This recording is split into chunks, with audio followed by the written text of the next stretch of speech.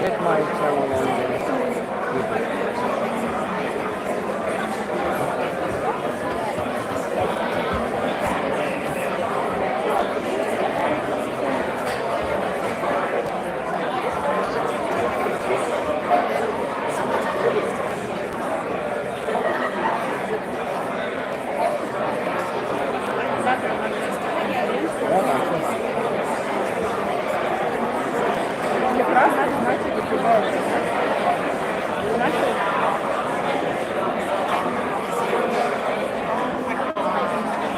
Это на... What is the flow? About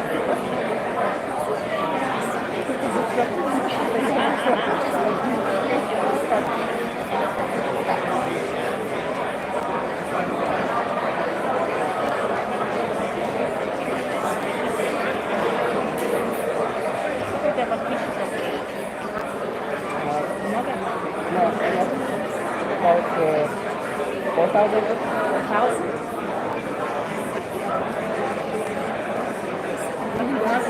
У нас в Филиппине стало 380 за один месяц. For one month. You're active. I'm very active. You're active. Come with me.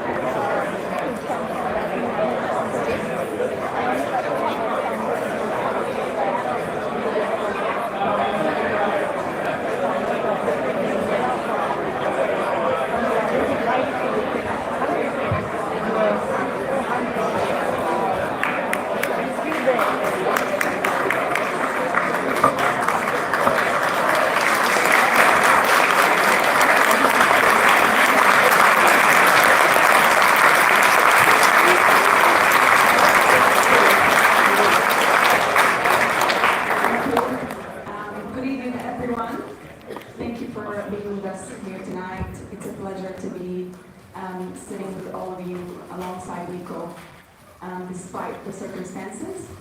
To start, I would like to acknowledge the traditional owners and the custodians of the land, the Wurundjeri Woi-wurrung people and the Bunurong people, and pay respects to elders past and present. Sovereignty never ceded, and this land always was and always will be Aboriginal land. And as a Palestinian, it's extremely important for me and for us to keep highlighting all the forms and shapes in which settler colonialism continues to impact colonized people and colonized land. My name's Noura, and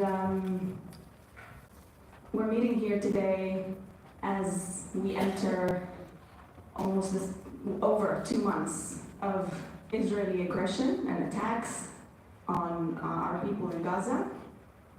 For the last 2 months, since October 7th, Israel has massacred over 18,000 Palestinians, 70% of whom are children and women, targeting civilians and civilian infrastructure, including hospitals, schools, markets, libraries, you name it. No one is spared, no one is safe, and no place is safe in Gaza. Sadly, Sanah could not make it tonight for personal reasons. She is unwell, so she's a last-minute apology. But what we will do tonight is that we'll be in conversation with Miko. I'll ask a few questions, and then towards the end we'll open the floor for questions from the audience. When that stage comes, I would like to ask you to keep your questions short, concise, and just not because I don't like to listen to analysis and essays and PhD dissertations, I do, but just trying to make sure everyone gets to contribute and participate, and so that we make it as engaging as possible for folks here. Right, so without any further ado, allow me to introduce our guest. Miko Peled is an Israeli-American anti-Zionist peace activist, author, and karate instructor. Black belt.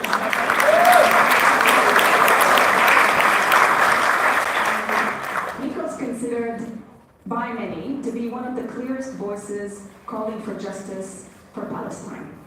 Miko is also a contributor to several online publications and has been invited to speak all over the world. Wherever he's speaking, Miko dedicates the opportunity to advocate for the creation of one democratic state with equal rights for Israelis and Palestinians. He travels regularly to Palestine, where he speaks and works with the BDS movement and other justice groups. So welcome and thank you, Miko, for being here tonight.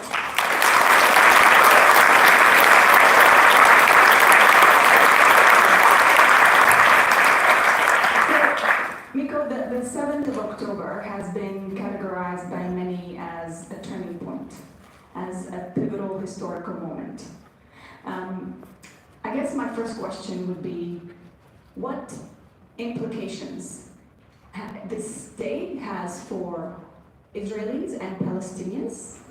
Obviously, we know how it's been working for Palestinians, but more specifically, what implications does it have for the Israeli politics, and how would that also translate in terms of the Palestinians inside and outside of Israel in 1948? Does this work? Yes. Well, thank you everyone for being here. Thank you for the invitation to be here in Melbourne. It's a pleasure to be here once again after I was here in 2011. And it's good to see so many people gather wanting to talk about Palestine. It's always very encouraging, especially when we're so far away, a place of distance, and still there's such a sincere desire to learn and to talk and to participate in the conversation about Palestine. And thank you for the introduction and for doing this with me. October the 7th, for anyone who's involved in the issue of Palestine, October the 7th is one of those dates that we will always remember exactly where we were when we heard about this. And it was a watershed moment, there's no question. Now, what actually happened was a group of fighters from one of the poorest and most oppressed regions in the world flew in on gliders, came by sea on small vessels, and walked across the prison fence and were able to occupy almost half of Palestine. 22 Israeli cities and 10 settlements were taken by these fighters. The military base of the Gaza Brigade, which was supposed to prevent that from ever happening, was taken. I've heard, although there's no confirmation, that the commanding general was taken. And basically this group of fighters from, once again, I'll say, one of the poorest and most oppressed areas in the world, was able to completely paralyze the state of Israel. The Israeli military was nowhere to be found. The Israeli intelligence was nowhere to be found. Israelis were in a state of shock. This country that everybody hails as a great, miracle, a great democracy, a functioning country, was completely paralyzed by this group of fighters. And it took the Israeli military, this, over-glamorized terrorist organization, which is probably, like I said before, one of the best equipped and best financed terrorist organizations in the world. It took them weeks before they were able to take the fighting back into the Gaza Strip. And as we know, they're still fighting and suffering heavy casualties. And I think it's important to remember that Palestinians have never had an army. Palestinians have never had a military force. There's never been a Palestinian tank or warplane, much less. So this was unprecedented. On top of that, I don't think it was by chance that this happened exactly 50 years and 1 day after the 1973 attack, which started the 1973 October War. And once again, we saw, and again, this is not the first time, once again we saw that the Israeli military is basically a paper tiger. Whenever it's challenged, it falls apart. The Israeli intelligence apparatus, which everybody admires as a great intelligence apparatus, failed miserably. And then what happened was the state of Israel and the Israeli army, which were so severely humiliated, embarked on a massive campaign of vengeance. Like a bully or a gangster that is humiliated, they found the weakest, most defenseless people on earth to take out their revenge. And you said some 18,000. What I heard is the conservative estimate for the number of Palestinian civilians who have been brutally murdered over these last couple of months exceeds 20,000, and that's the conservative estimate. People are expecting that once all the missing will be found and all the people who are buried under the rubble, having died these horrific deaths, it'll exceed 50,000. So this is unprecedented. Even for the cruelty and brutality of Israel, this is unprecedented. And what we've seen is a lot of unprecedented things. I'm going to be using this word a lot. Incredible courage by the Palestinians, incredible capabilities by the Palestinians. And it's interesting because in the first few days, even Israeli generals were praising the Palestinians' ability to do what they did. And again, we have to remember, we're not talking about soldiers. We're talking about people that, if they get one meal a day, that's good. They don't have supply lines like an army would, certainly not like Israel has. And so this was really quite a remarkable achievement. And then, of course, we see Israel's response, this brutal savagery, which has been unprecedented even for Israel. Now, like I said, this was a watershed moment, and I think it presented, and still perhaps presents, a unique opportunity. something we have never seen before. And that opportunity is for the international community to demand, in no uncertain terms, guarantees for the safety and security of the Palestinian people. Palestinians, like you said correctly, have no place that they're safe. There's no place in Palestine where Palestinians are safe. This is not new. Palestinians have been living under a reign of terror for 75 years. Bombs and destruction have been raining on people who live in the Gaza Strip for decades. This is nothing new, but the level is unprecedented. So this is an opportunity for the international community to step in and say, enough. Palestinians have paid way above what should be considered a high enough price, and it's time to demand everything that Palestinians deserve. Safety and security must be guaranteed. Money must be coming in order to help them rebuild and rehabilitate. Massive sanctions must be imposed on the state of Israel. A no-fly zone must be imposed over Gaza. And the apartheid regime, steps must be taken to begin the dismantling of the apartheid state and replacing it with a free, democratic Palestine with equal rights. This is the time to do it.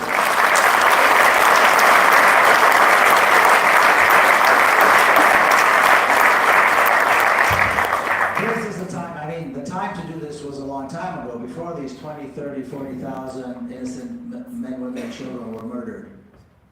But now, this is not a time to negotiate. This is not a time to ask. This is a time to demand.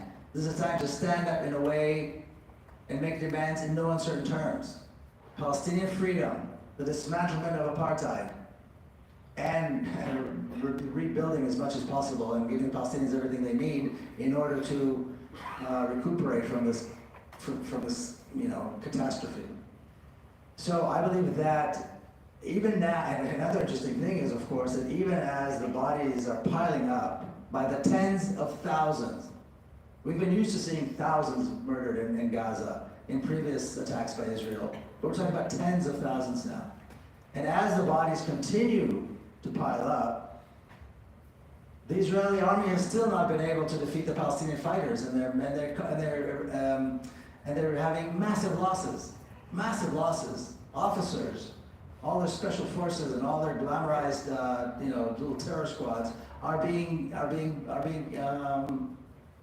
killed by the Palestinians, who, again, I will say, are not an actually regular army, do not have the supply lines, the logistics, the resources that an army has. And so this should give every single person a moment to pause and say, we have to make sure whatever is demanded now has to include the absolute guarantee that this will never happen again, that no Palestinian will ever be in danger like this again. And this, of course, falls on us. So that's what I believe October the 7th is all about. Thanks for that, Miko. So yesterday we saw the United Nations pass a motion for a ceasefire by a vast majority. Obviously, those countries who opposed are Israel and the United States. Yet we hear from Israeli officials that they will continue until they achieve their objectives. The objectives of this onslaught have been twofold, at least according to the ones that have been declared by Israeli officials. First one is returning of the hostages, and then the second one is elimination or extermination of Hamas. I guess what would that mean, and what would that look like in terms of returning of hostages, but also eliminating Hamas? And how has it been? You touched on it briefly, that on the ground it's not really going well for the Israeli soldiers, as they're faced with fierce resistance from these armed groups. But I guess what would that mean in terms of a timeline? But also, what is eliminating Hamas? Well, I don't believe that Israel has an objective. The only objective Israel has is vengeance. And this actually is working very well within internal Israeli politics, because this is exactly what Israelis have been demanding for a very long time. So the government is doing exactly what their constituents want them to do. And so I don't believe there's any objective, really, not a military or political objective to Israel. It's vengeance and desire to kill as many as possible. If they want to eliminate Hamas, if they want to eliminate Palestinian resistance, I think there's a very clear pathway to doing that. That would include, like I said, dismantling the apartheid state, allowing Palestinians to return to their homes, and as the beginning the transition from apartheid to a free democratic Palestine with equal rights. This is how resistance stops, by ending the oppression, ending the occupation, and ending the killing.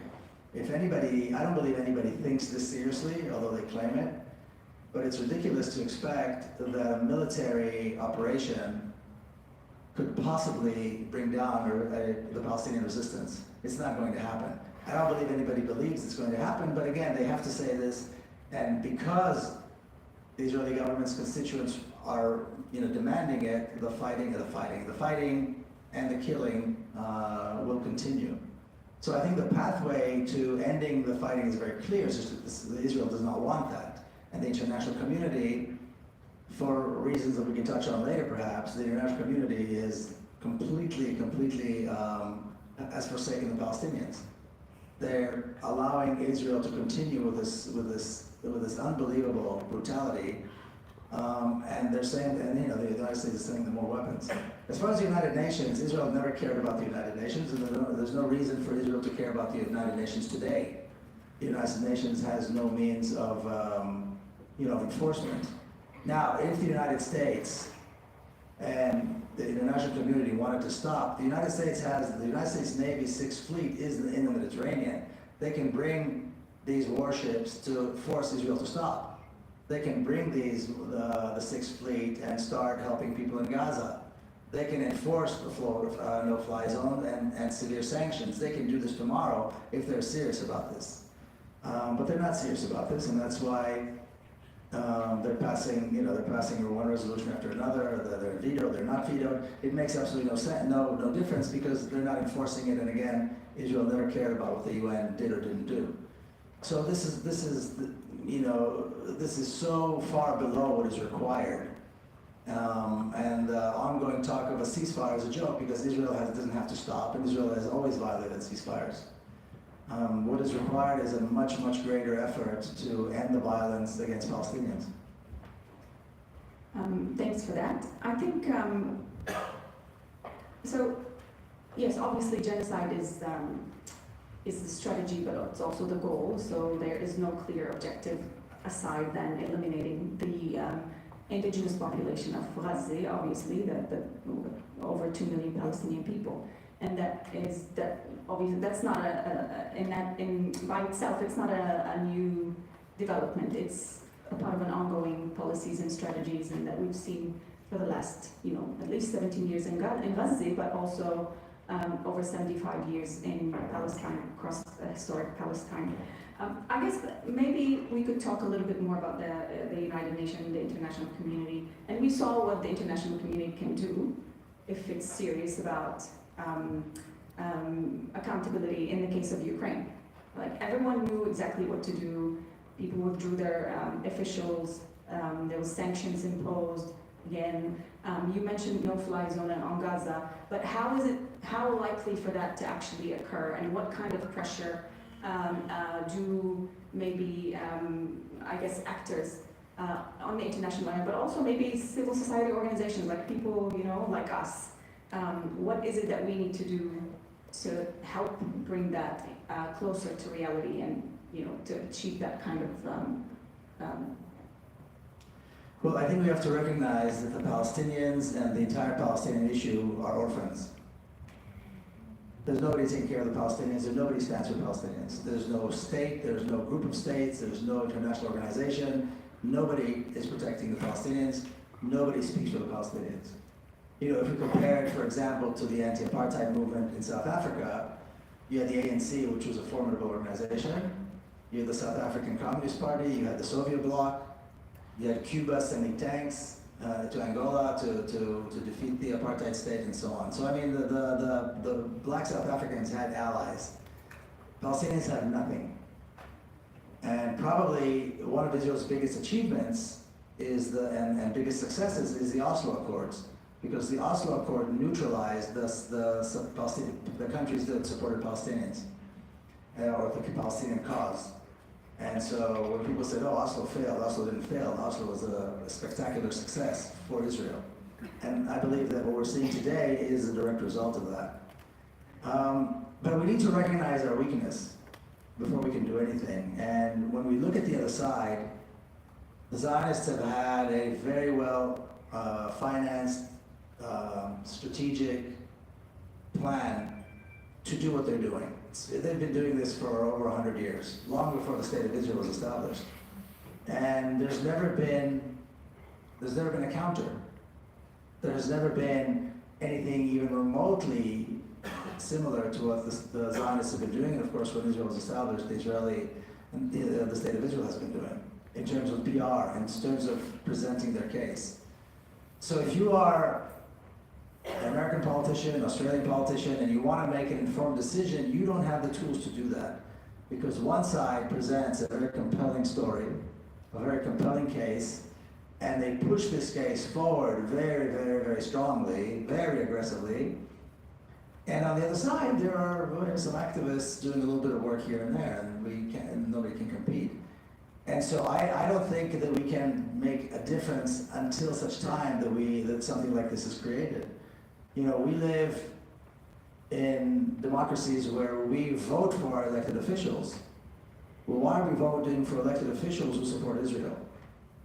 And how do we use the power that we have in the ballot box and as consumers of the press in bringing about that change? That is the big question. And without a clear strategy, without a real playbook that helps people deal with this, and you know, people always ask, well, how do I respond when they say this, and how do I respond when they say that? Because they're very good at putting people on our side on the defensive. Do you condemn this? Do you agree with that? Do you agree with that? You know, that's not how you conduct a conversation. They push bumper stickers, they push slogans, and then they expect us to somehow respond. So it takes training, it takes time, it takes somebody to do this, and there's nobody doing it. And there's nobody doing it because, again, there's no parent for Palestinians, and there's no parent for the Palestinian cause. And that is a very, very serious problem. You know, I've been talking to some friends here about initiatives I'm involved in Washington, D.C., putting together precisely that kind of an organization, that kind of a Palestinian presence in Washington, D.C., which is where, at the end of the day, things need to change so that things change everywhere else. But we need to recognize this weakness, and we have to work within that. I don't know that we have the capability right now to actually do anything other than get together and speak and so on. We don't really have, there's a huge gap between public opinion and what happens in the halls of power. And it's true here, and it's true in Europe, and it's true in the United States, it's true everywhere. And the same goes for the press. You know, there's no representation in the press for the massive support that Palestinians have, you know, on the street in places around the world, including here. And that is a serious problem. So I think once we recognize that and we start working towards that, then we will begin to see change. But it is a massively difficult project, a massively difficult thing that we need to do. I think you touched on a really important point, the fact that there's the lack of political or proper political representation for the Palestinians is an issue. But also on the other side, you mentioned that, you know, the last couple of months have presented an opportunity. And I think this is something that is quite interesting, because when we talk about Palestine, recently we're hearing a lot about, you know, the resurrection of the two-state solution discourse by officials. It's coming back really strongly. I mean, you know, the Australian government has always held that position that, you know, it's like a talking point, right? Blah blah blah, and then two-state solution. No one really knows what that means. No one knows what that would look like. If that's even, you know, a viable, but that's not a concern. No one's really actually interested in implementing any two-state solution or any solution for the Palestinians. So I would say, like, why would you think, why is it that it's back in this kind of intensity at this stage, specifically in the last couple of months, since, post October 7th, suddenly everyone wants a two-state solution? And you also mentioned Oslo and how it's actually been a success for Israel, and obviously two-state solutions also tied. Yeah, well, the two-state solution is what people say when they don't want to tell the truth. And so they fall back on the two-state solution knowing that it's very safe because it's never going to happen. I frankly really don't know what the virtues of this two-state solution are, and I don't understand why the two-state solution is a good solution. Now, I'll tell you a little bit of a story. Some of you, know I've read my book, The General Son, Journey of an Israeli in Palestine. And in the book, I talk about several things that have to do with my father, who was the general. And I'll tell you two things that are in the book that have to do with my father. When he was a young lieutenant colonel in the 1950s, he spoke in front of an audience of wealthy Jewish donors and important members of the Israeli cabinet. And he said, and this is mentioned in the memoirs of Israel's prime minister at the time, and he said that the Israeli army is prepared and ready for the order to push the eastern boundaries of the state of Israel to their natural place, which is the Jordan River. This is the mid-early 1950s. In other words, to take the West Bank.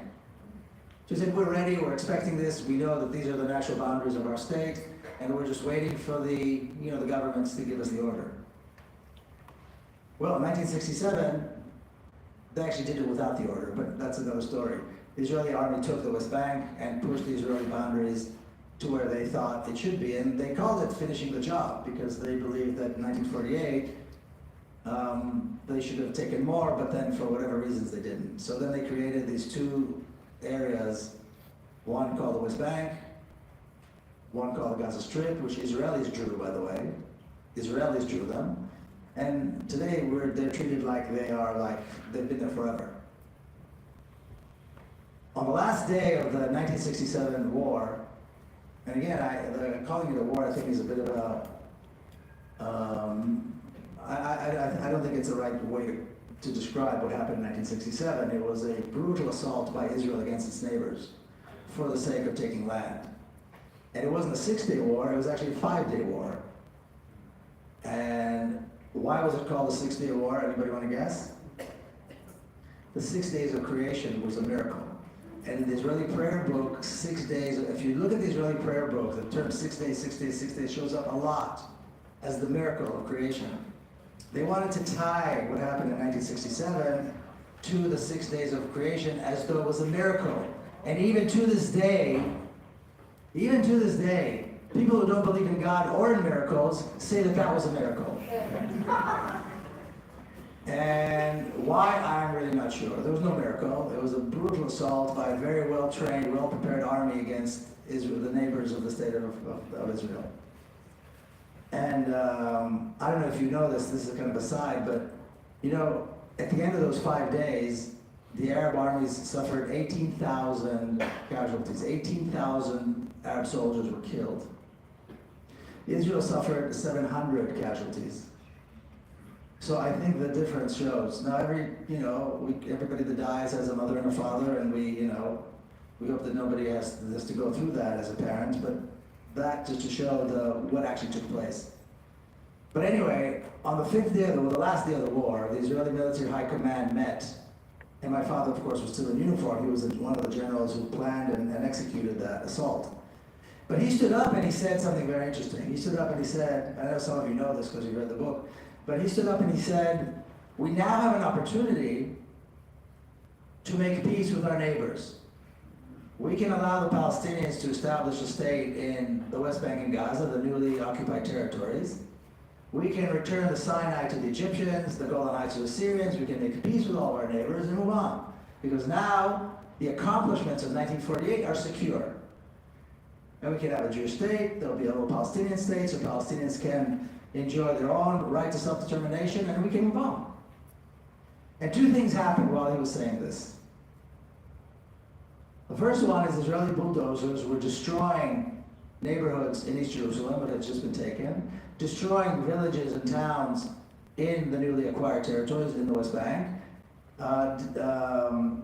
forcing into exile hundreds of thousands of Palestinians from those areas, and massively building for Jews only in those territories. This happened immediately as his words were being said, on the 5th, as the war ended. The other thing that happened is that his comrades in arms, Yitzhak Rabin and all these generals who were involved in that, took him aside and said, what in the world, what the hell are you talking about? What the hell are you talking about? We just finished the job in 1948, now you're telling us that you want to give it back? And it didn't make any sense. Now he retired from the military about a year later, and the rest of his life he spent promoting this idea of the two-state solution, which became less and less and less and less possible because the state of Israel wanted to make sure that that would never happen. To the point where there is no West Bank. West Bank is just still in our imagination and in some old maps, but there's no West Bank. It's completely integrated into Israel. You may have heard that area is now called Judea and Samaria. And the one distinction that exists in those areas is the way Israel describes it. There are pockets of alien population. Pockets of alien population. Pockets. 3.5 million people living in ghettos. And they are the alien population, not the settlers. Not the Israeli settlers. The Palestinians are the alien population. So when people ask me today about the two-state solution, I do exactly what you said. Well, tell me how it's going to work. And that's when they take out the rope, they wrap it around their neck, and they hang themselves. Because there's no way to explain it. And there are no virtues to the two-state solution anyway. What are the virtues of the two-state solution? And why should the Palestinians accept a smaller part? Maybe Israel should, the Jewish state should be in the West Bank and Gaza, and the rest of Palestine should be for Palestinians. Who said that this is somehow a correct division? Why should Palestinians agree to this absurd so-called solution? It's absurd.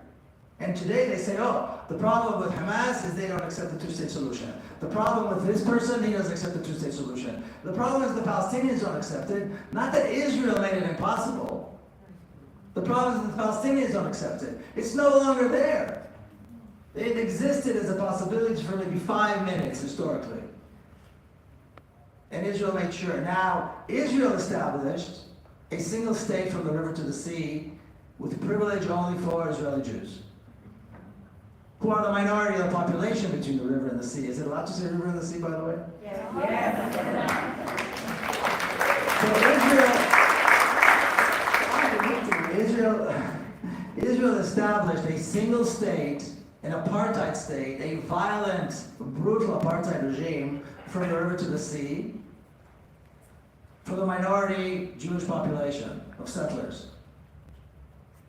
When Palestinians call for a free democratic Palestine with equal rights from the river to the sea, that's the problem. Why does this make sense? Why do people even accept this? When Palestinians say it's hate speech, when Israelis are calling for apartheid, racism, and violence by the minority, that's somehow okay. That's somehow, acceptable. So again, it's one of these, certainly, I'm sure the Australian government and other Western governments, and even beyond the West, the BRICS countries are not much better than that. The Africans are not much better than that. They all talk about the two-state solution because they don't want to make a choice. You have to make a choice. Apartheid or freedom and democracy. But when you make that choice, it's very clear that the state of Israel, which is the name that was given to the apartheid state that took over Palestine, must be dismantled. And that a free democratic Palestine is the only way, the only path that can lead to a peace between Israelis and Palestinians. Nobody wants to say that. But this is precisely what needs to be said. And this is precisely, I believe, the way this needs to be framed. It's not Israelis versus the Palestinians, because one solution will lead to peace and to the benefit of both Israelis and Palestinians. And the other solution is a racist, violent solution. It's not about Israelis versus Palestinians. It's about racism and violence versus freedom and democracy. And that's how it should be framed. So why they fall back on a two-state solution? Because it's easy. And it's the only thing they're willing to talk about. And even that is considered extreme today.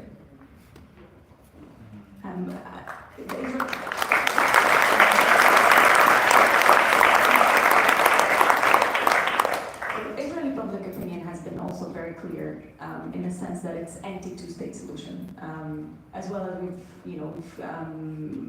continuously heard comments from Israeli politicians that, especially the ones who are currently in power, that they obviously there will never be a state, a Palestinian state, alongside a Jewish state. But then recently we also heard 2 days ago Benjamin Netanyahu kind of insinuating, or saying, actually not insinuating, just clearly saying that Israel is ready for a war against Palestinian Authority as well. So how does that all play in the kind of broader picture of what is Netanyahu's strategy? And obviously Netanyahu, as you know, it's quite known for everyone, is struggling in terms of domestic politics, but also with all the corruption allegations that could land him in prison.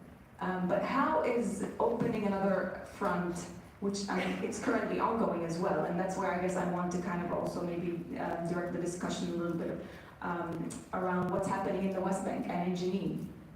And what would that look like for Netanyahu to kind of also wage war on the Palestinian Authority or Palestinian forces? Benjamin Netanyahu has only one strategy. He has only one objective, and that's to keep his backside in the chair. That's it. He will do anything to keep his backside in the Prime Minister's chair. That's the only strategy, that's the only objective he has, and he will do anything he needs to do that. And to be quite honest, he's done a very good job. I think his backside is perfectly safe.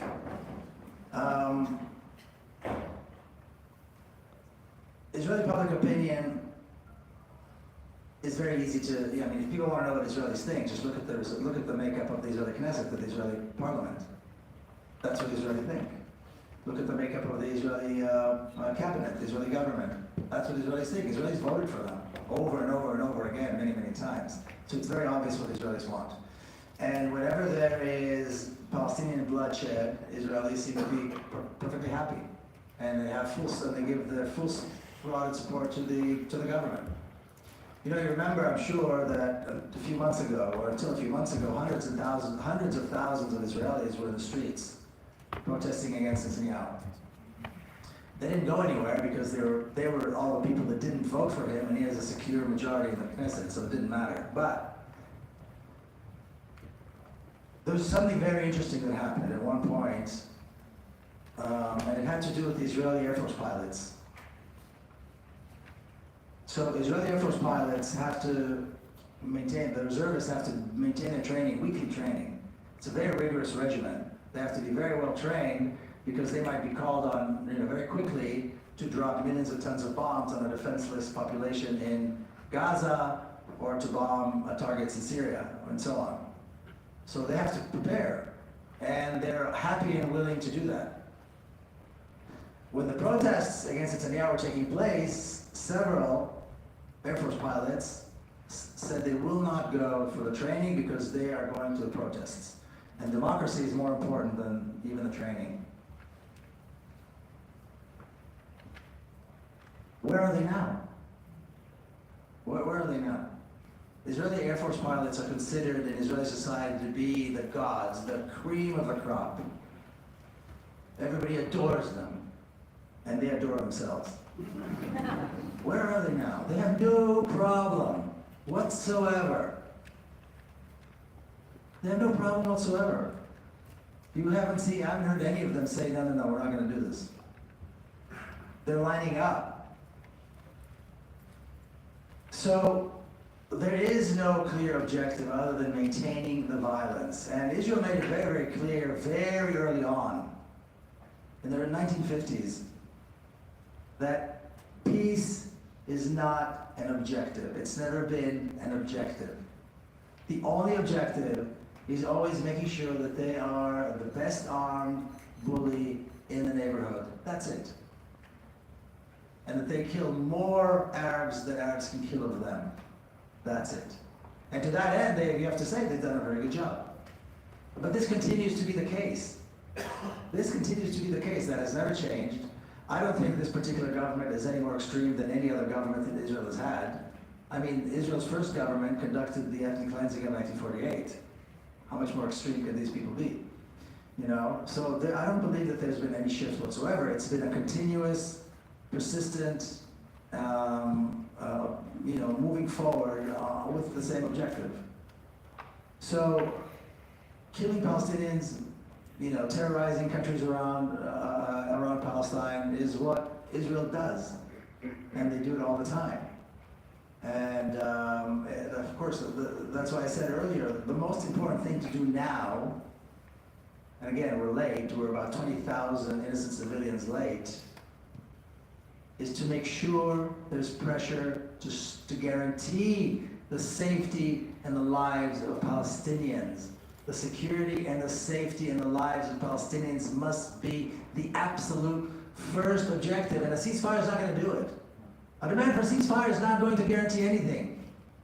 Not even a long-standing ceasefire or a permanent. There's no such thing as a permanent ceasefire. We're dealing with Israel. There's no such thing as a permanent ceasefire.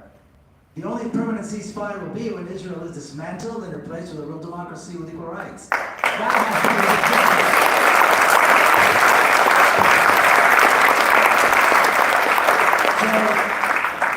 the So it's really important not to be kind of, pulled into this confusion of Israeli politics, the confusion of the kind of the rhetoric and about what is happening right now. Are they going to bring somebody else to take care of Gaza? Will Hamas be destroyed? Will the PA be this or that? That's not what's important right now. It's important not to be pulled into that conversation, but be absolutely clear that the one demand that has to be consistent is the safety and security of Palestinians, period. Long term and forever. This must never be allowed to happen again, ever. And the only way to do that is, like I said, every sanctions and so on to dismantle the apartheid state. That's it. Don't talk about anything, any of the ceasefire, two-state solution, peace with Israel. There's no such thing. There is no such thing. The welfare of Palestinian children from the river to the sea and beyond, and the refugees in camps outside of Palestine, must be our first objective. Their safety. Nothing is more important than that. Nothing should get in the way of that conversation. Nothing should, distract us from that. There should be no distractions allowed. The safety of Palestinian children, of Palestinian men and women, and the elderly, and so on, must be the only objective. And to that end, we have to make the toughest demands possible, the biggest demands possible. And then we can see a movement forward. What happens in Israeli politics is Netanyahu, not Netanyahu. Who cares? Thank you for that.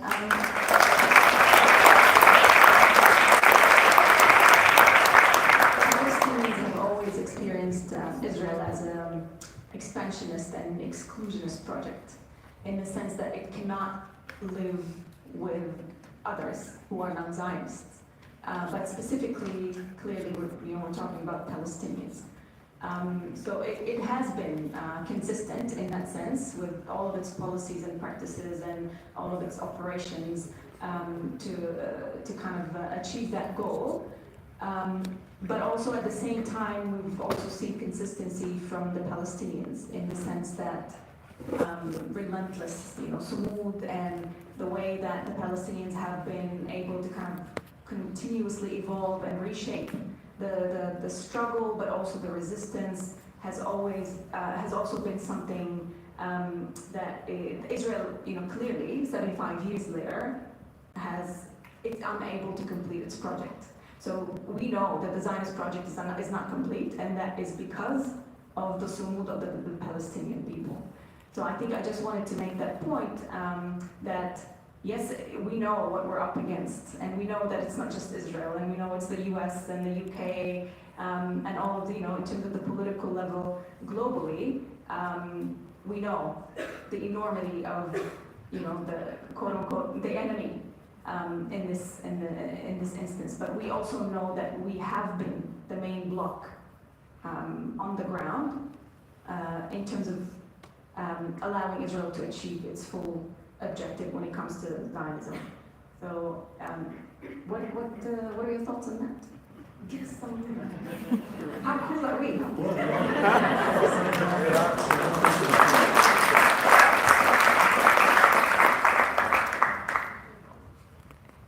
Well, I mean, the reality is that out of about 12 million people who live between the river and the sea, about 7 million are Palestinians. So the Palestinians are the majority of the population. And the vast and Palestinians have been resisting in a variety of very creative ways, mostly unarmed, by the way. And so I think there's no way certainly that Palestinians deserve to be commended for this, and they've shown an incredible ability to sacrifice and incredible creativity in the ways in which they resist. But I think they've paid enough. I think Palestinians have paid a heavy price that is far beyond what any nation should have to pay. And so I think again, it's up to us to stand up and make sure that they don't have to pay anymore. And we're not just talking about Gaza. Palestinians have been living a life of terror for 75 years. There's this impression that somehow the Palestinians of 1948, who have this dubious distinction of having Israeli citizenship, are somehow exempt from this. And if I may, I'll say a word or two about that. People don't realize the citizenship that Palestinians have, those that have citizenship, is nothing like the citizenship that Israelis have, Israeli Jews have. Nothing like it whatsoever. And I'll give you just a couple examples, if I may. So, for example, the Palestinians of 1948 are governed by different agencies. The entire southern part of the country is called Nakab. That's 50%, the southern half of Palestine, is governed by an agency called the Agency for the Development of the Negev. They call it the Negev. The Nakab is Negev in Hebrew.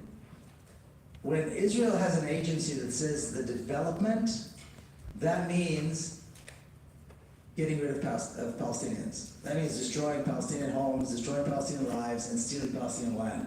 That's what the word development means. They have the development of the Galilee, the development of Jerusalem, and of course the development. So the Palestinians in the Nakab, some 300,000 Palestinian Bedouin, it's not a small number, who mostly live without access to water or electricity or roads or medical care or jobs or education. Although some miraculously, with all of these obstacles, managed to make it to university, managed to achieve incredible accomplishments. But by and large, this is where they live. And again, that agency has its own law enforcement, which is not, again, it's not law enforcement, it's destruction of homes and stealing of Palestinian land. Now, the Nakab, even though it's a desert, it's a very fertile desert, which is why the Israeli settlements there enjoy some of the highest standard of living among Israelis. And agriculture is very successful there. Now, the Palestinian Bedouin in the Nakab were traditionally farmers, but they're not allowed to engage in farming. Only Israelis are allowed, Israeli Jews aren't allowed to engage in cultivating the land in the Nakab. If I went back tomorrow, I could have a ranch, subsidized. All the land I want, access to water, I could grow anything I want. The Palestinian Bedouins whose land this is are not allowed to engage in agriculture. And this was their tradition. And they talk about Israel having made the desert bloom, particularly when they talk about the Nakab. If you look at aerial photos taken by the British when they occupied Palestine, you will see tracts of cultivated land in the Nakab, cultivated by the Palestinian Bedouin. So it's nonsense. They didn't make anything bloom. They stole a country that wasn't full bloom, just to make that clear. And I'll just say this, I know that Francesca Albanese was here recently. She's a good friend, she's a wonderful person, of course. And she wrote co-authored an incredibly important document a few years ago, and it's titled Palestinian Refugees in International Law. It's a very academic book, but it's really very, very important to read. I wrote a review, a pretty long review a few years ago when it came out.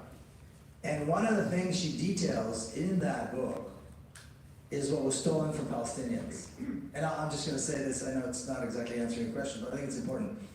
So, we know the Palestinians' homes were stolen, land was stolen, but what this book also mentions is things that people don't think about. Entire cities were stolen. Entire cities were already there that Israel stole.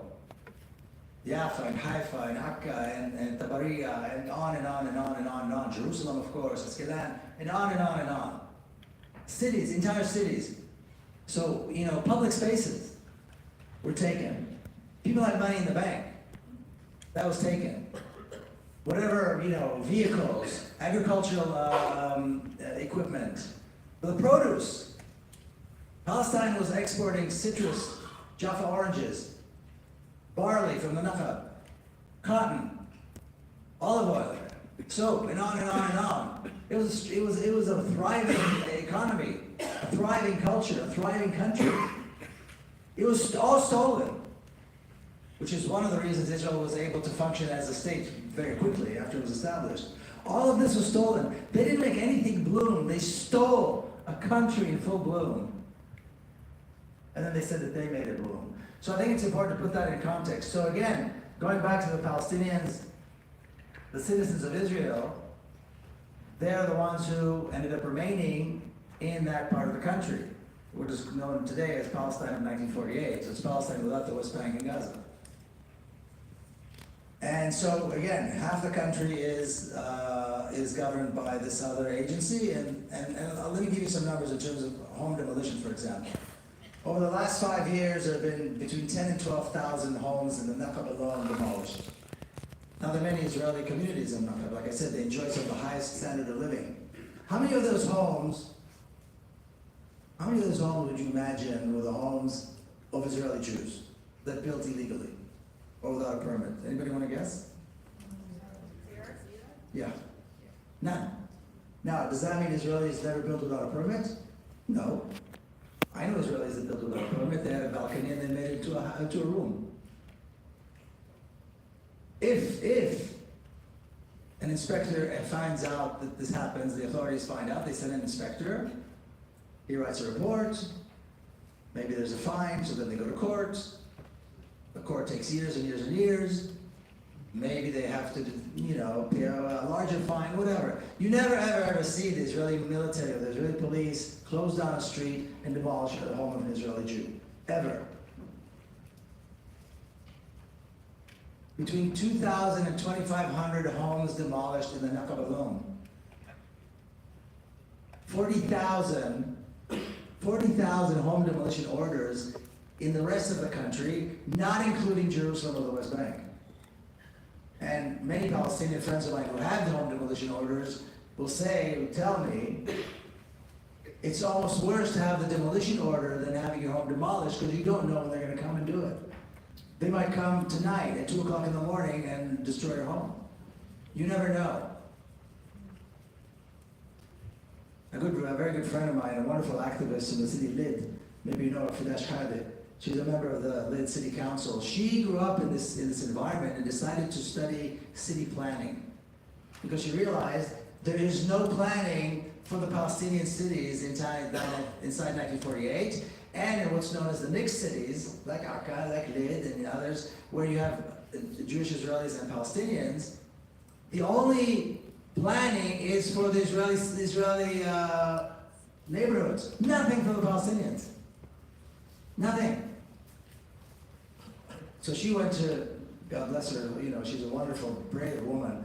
So she went and studied, and now she's trying to bring about change, and she's a thorn in their side. But, this is the lot. And the lives of Palestinians in 1948, and correct me if I'm wrong, is governed by the Israeli intelligence services, by the Shabak. They can't take a step, they can't get a job. Nobody can become a teacher or a principal of a school without an okay from the Shabak. The Israeli Ministry of Education has a security department. Israeli teachers don't have to go to that security department. You know what the security department is for? For the Palestinian citizens of Israel who want to become a teacher. And I'll say one more thing about this. I can talk about it all day, but I'll say one more thing. That Israel passed a law where public institutions are not allowed to recognize the Nakba. And in one particular school, and I heard this from the principal, in Jerusalem, a teacher wore a kufiyah on May 15th, which is Nakba Day, wore a kufiyah to school. The next day, the principal received a call from the security department inside the Ministry of Education telling him that that teacher needs to be reprimanded. The next day. So of course he had to call all the teachers and reprimand all the teachers and so on and so forth. This is the citizens of Israel, the Palestinians who have the citizenship of Israel. This will never happen to an Israeli Jew. So this is the reality. You know, why is it apartheid? This is apartheid. You know, people ask, no, it's not apartheid, it's a democracy. The stories can go on and on and on how it's not. Thanks. Yeah. Thank you. I mean, I love talking about 1948, obviously, as a 1948er. But just to that point, in which now, you know, Amnesty International put together a brilliant report that details all the ways in which Israel practices the crime of apartheid against all Palestinians, not only the ones in Gaza and Ghazi and the West Bank, but also in 1948, as well as the ones in the diaspora. But I think, Miko, now to the, you know, the question of this. No, that was the big question. No, these are not the question. But so you know, but when people found out that you're coming, I've had many friends sending me texts and reaching out like, you have to ask him this question, including like my cousins in Germany and Denmark. Please ask him this question. So people want to know, Miko. So you were born in Jerusalem. You grew up in Mutzalit. Done my research. Your grandfather signed the Israeli Declaration of Independence, and your father was a general in the Six-Day War in 1967. And here you are. What happened? How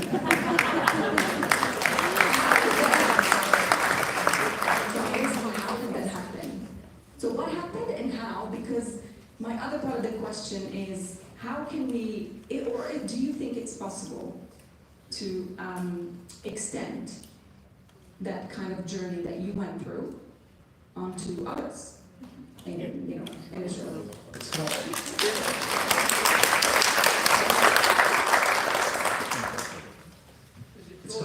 It's called the sins of our fathers, right? It is possible.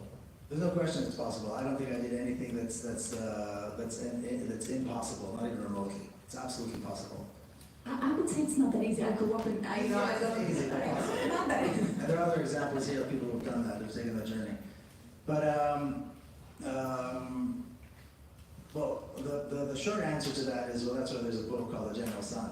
But I'll give you an answer anyway. So yes, I was born in this very, very privileged, very Zionist, patriotic family, as many Israelis are. But in my case, there were so many members of my family that were part of this generation that established the state of Israel.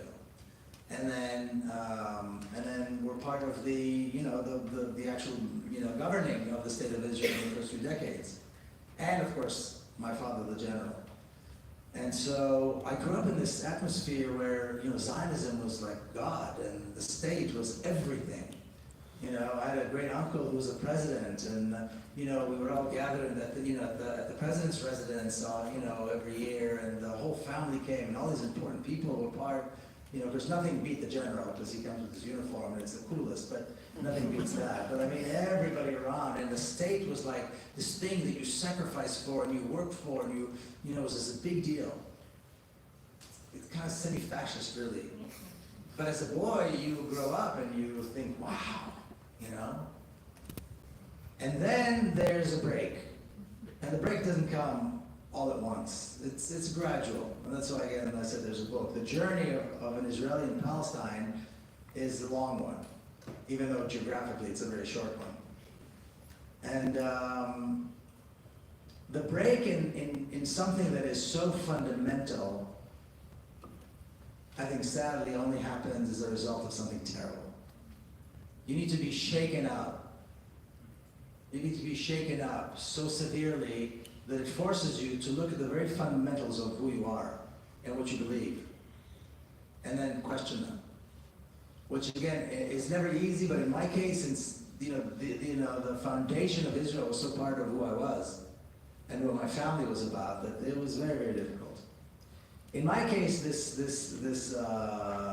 terrible tragedy was my 13-year-old niece was killed in a suicide attack in 1997, so a very long time ago.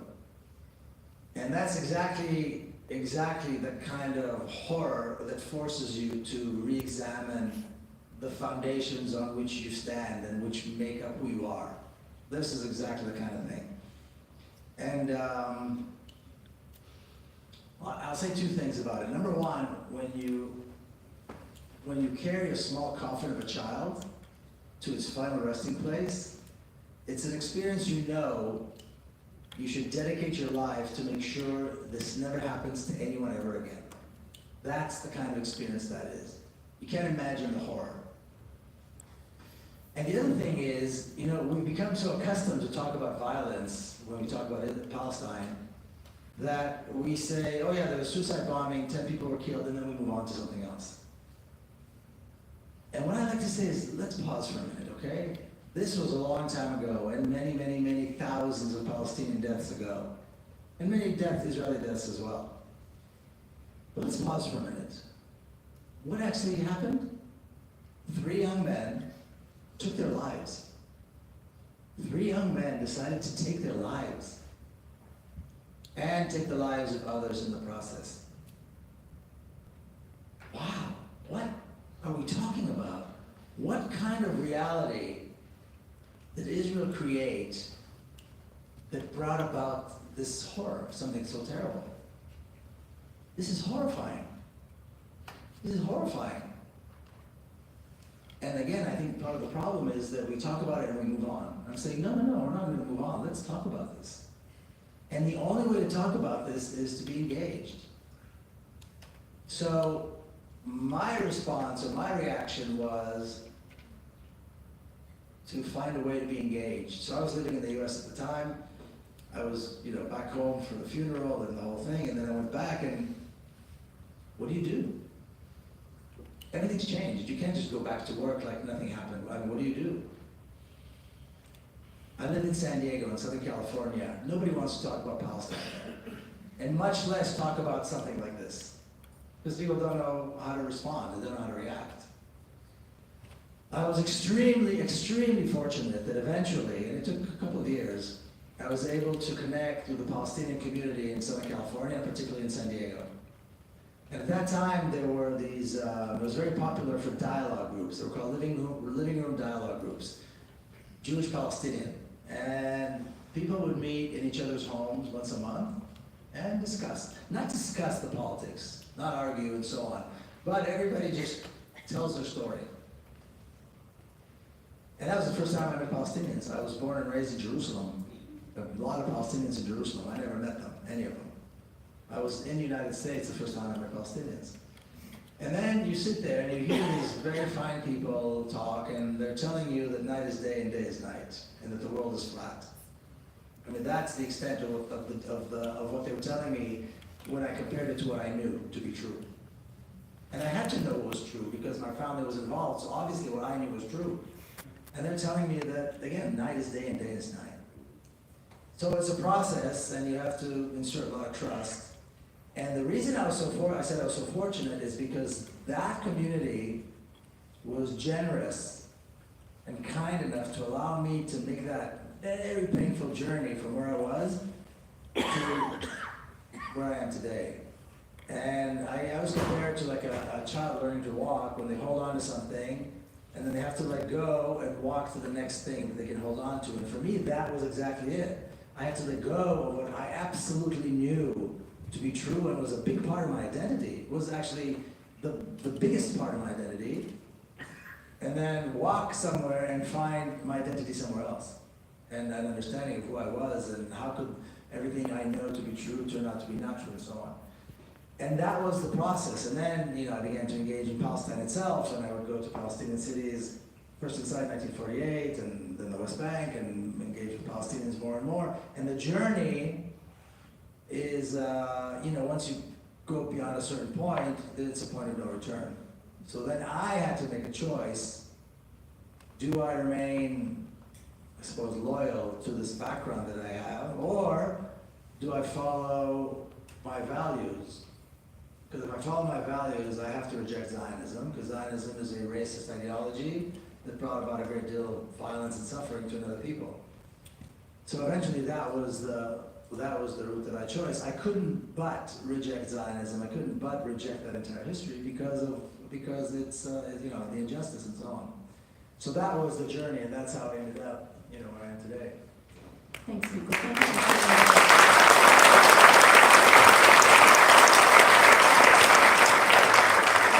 Our last question before we open the floor, you know, to take questions from the audience is, you know, you lived obviously in Israel and Palestine in 1948, and you lived in Japan for a while, and you were based in the US.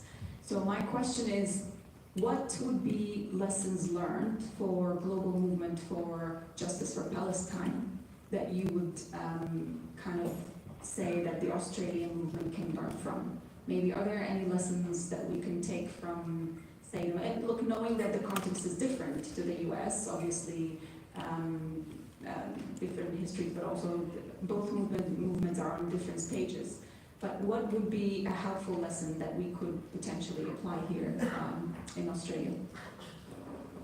Well, I don't know that I know more about that than people sitting in this room. And I don't think that the differences are that great between Europe and here and the United States. I don't think the differences are great. I think we're all facing the exact same challenges. And that is, like I said before, the people in the halls of power are not listening to us. And even though we consume the press is not representing us at all. And that is our challenge. We need to close that gap between what we believe and what they do, and between what we do and what they report. It's like we don't exist. And so that is a challenge that I see in every place I've ever been to. All over Europe, all over the United States, here for the second time, in New Zealand, I mean, anywhere I've been, this is the exact same challenge. And people always, every country I go to, every city I go to, people say, this is the worst. The press here is absolutely the worst. The government here is absolutely Zionist. Well, it's everywhere. And we're all facing the exact same challenge. And I think that there's a lesson here, and I don't think I'm saying here anything that everybody else hasn't figured out already, and that is we have to work together, and we have to create a strategy. And then we have to fight for an absolute free Palestine, no compromises, 100%, from the river to the sea, a free democratic Palestine with equal rights, and we have to be very, very, very, very disciplined. That is the message. Don't talk to me about two-state solution. Don't mention Israel, Palestine, Palestine, Israel. It's Palestine, it has to be free and democratic.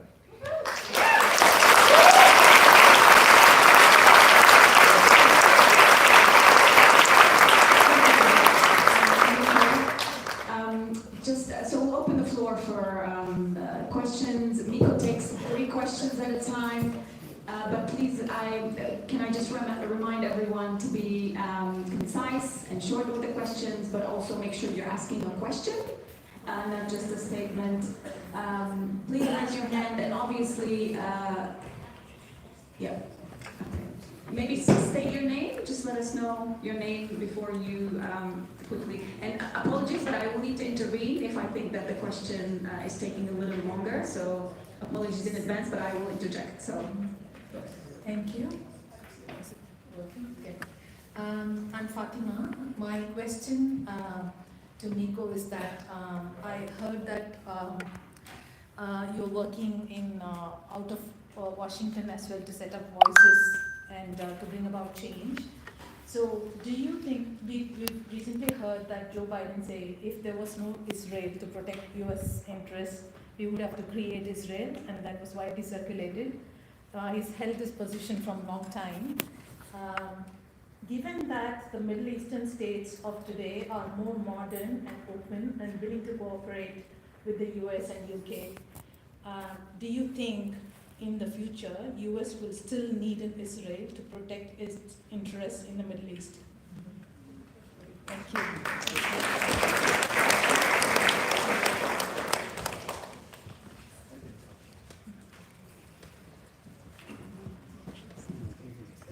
just apologise.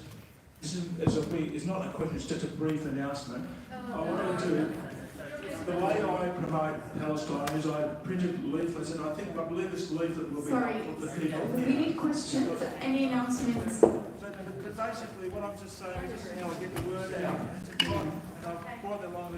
Thank you. Thanks very much for that. So please come and see me if you think this will be useful. The title is Australia must act to stop Israel's mass murder of Gaza Palestinians.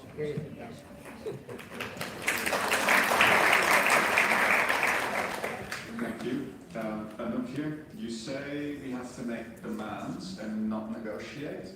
What would be the kinds of direct action that would make refusing to acquiesce to the demands too expensive?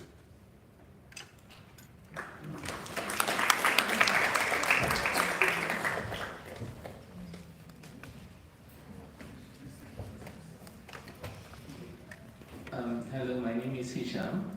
I have a question about what your thoughts would be for a very young anti-Zionist movements that we are seeing in the U.S. right now, with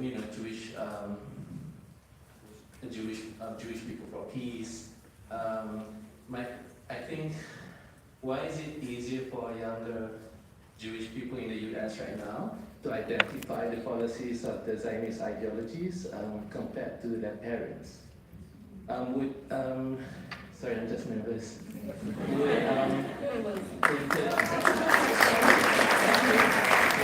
intergenerational trauma come into play between the different generations in terms of their loyalty to the Zionist ideology?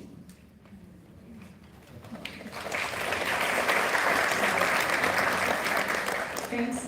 Okay, it's 3 questions, so we'll let Miko answer and then we'll move to the other.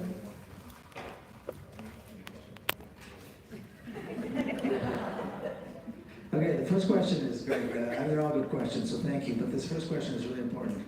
You know, this whole idea that somehow Israel is needed for U.S. interest or Western interest in the Middle East, that sort of thing, you know, I don't think it's true. I mean, let's say tomorrow Palestine was free and democratic.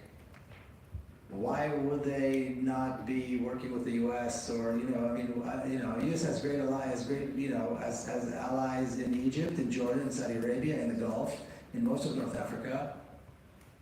Why does it need Israel in particular? You know, if Palestine was free and democratic, I'm sure they'd still be happy to receive $4 billion a year.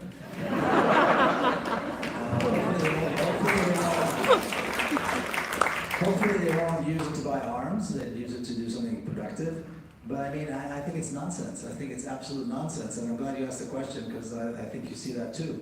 But it's a ridiculous claim. It's a part of this Zionist propaganda that somehow the world needs Israel because Israel is this wonderful, miraculous thing. But it's absolute nonsense. I agree with you. I don't think it's needed at all.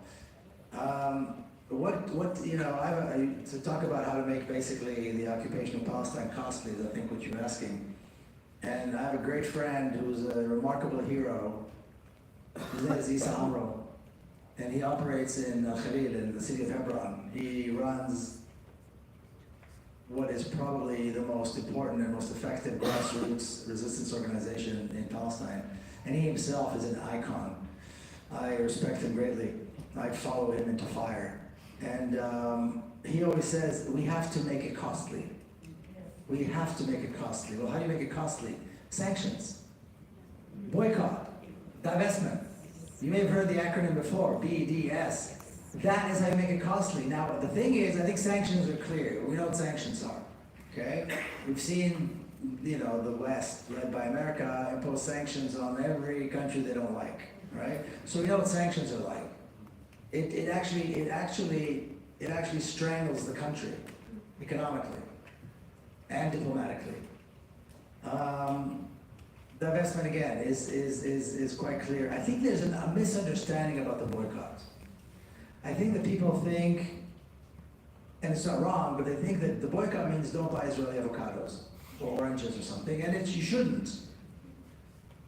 But boycott means that Israeli teams are prohibited from participating in the Olympics, which means there should be no presence for Israelis in any arenas.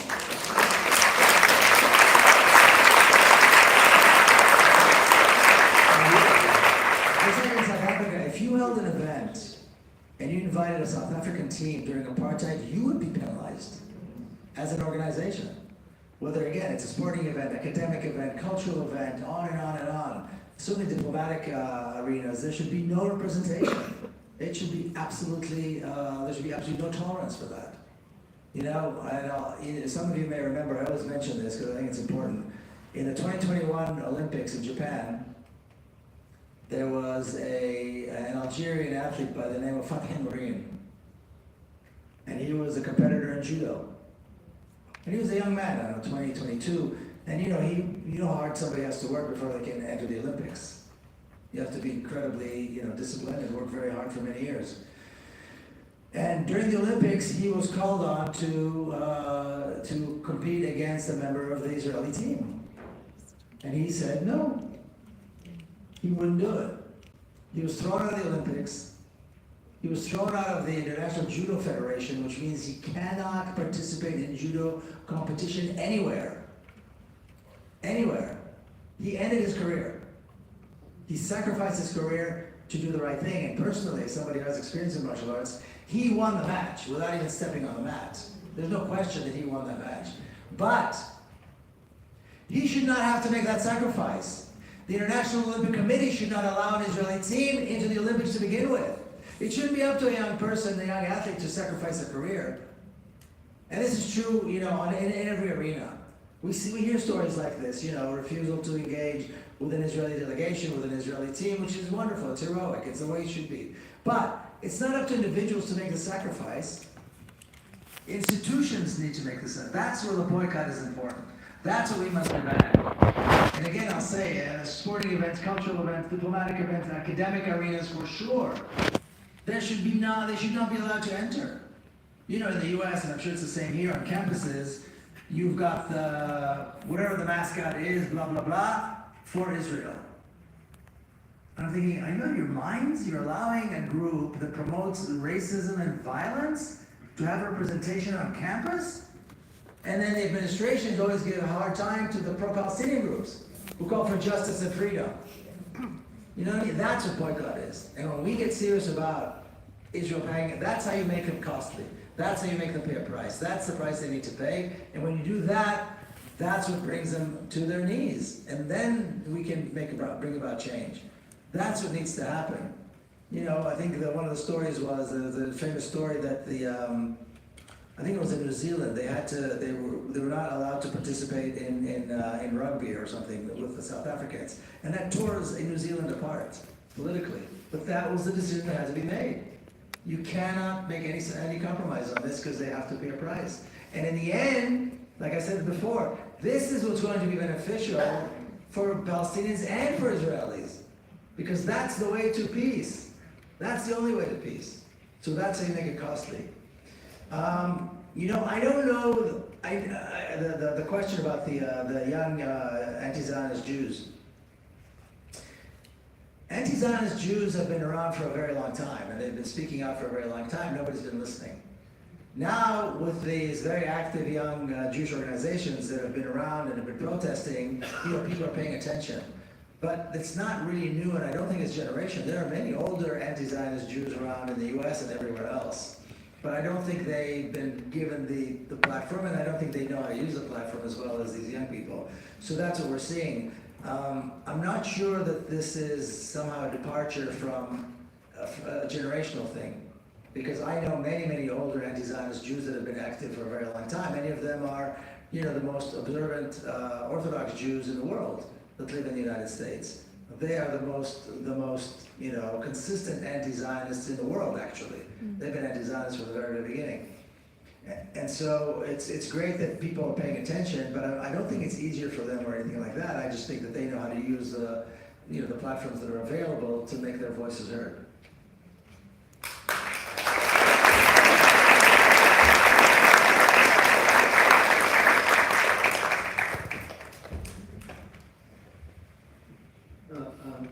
Thank you. I'm one of those non-Zionist Jews who's been involved since the early 70s. I've also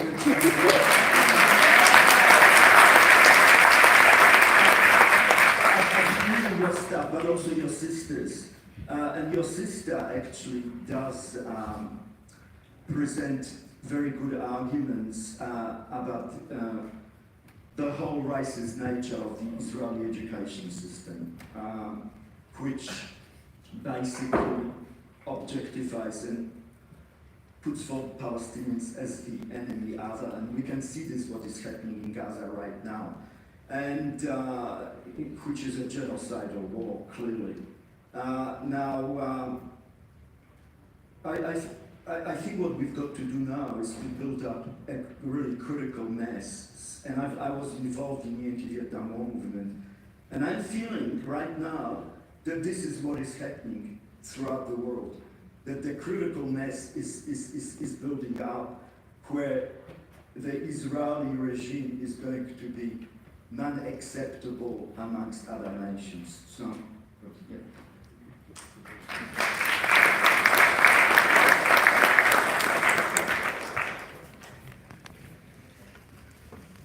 Hi, my name's Aisha. You mentioned around the work that you're doing in Washington, and I guess that's around building political capacity of people, do you know what I mean, to stand up and to advocate for Palestine on the political scene. My question is, how do we keep Palestine in the forefront if we're thinking, we're talking about politicians, and that it isn't lost in cost of living? So if I think about the Australian political scene, people are passionate, but when it comes to getting ready to vote, whether or not that's state or federal, it's around, cost of living, it's around, do you know what I mean? What's impacting me, what's the government going to give me when we're thinking around tax breaks and all of that sort of stuff.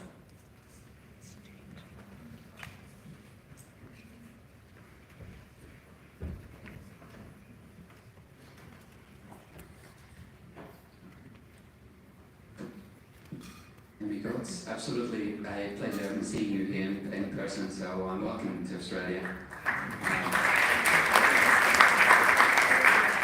I've written the question, it's quite long, but there's been talks, so it's into the details of what you've discussed today.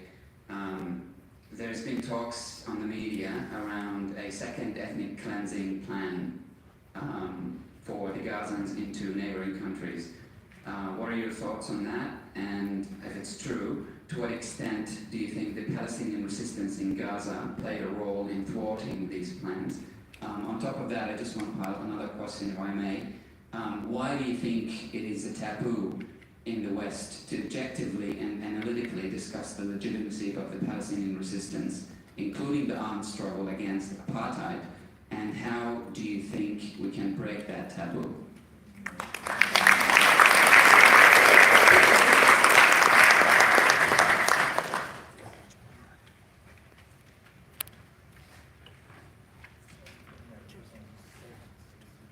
There's one more, because the first one was a comment, so we can do that.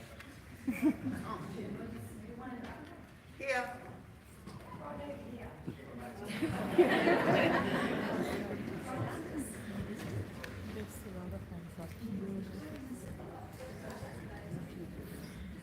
Thank you so much. My name is Mihek, and thank you for sharing your thoughts thus far. Would love to know from your experience of watching the global movement, how we activate diaspora communities to understand the fallacies of Israel who are removed from the issue. Sorry, I'm a bit nervous as well. For instance, Australia has a lot of new migration waves in the last few years. I am one of those as well. And I can speak, for instance, with the South Asian diaspora who come to mind. We have large migration waves, but the narrative is almost completely absent from those community spaces. So I'm curious to understand how it is that we start. Faith is often used as a rhetoric, so how do we make it more secular as a dialogue so that other communities can be involved?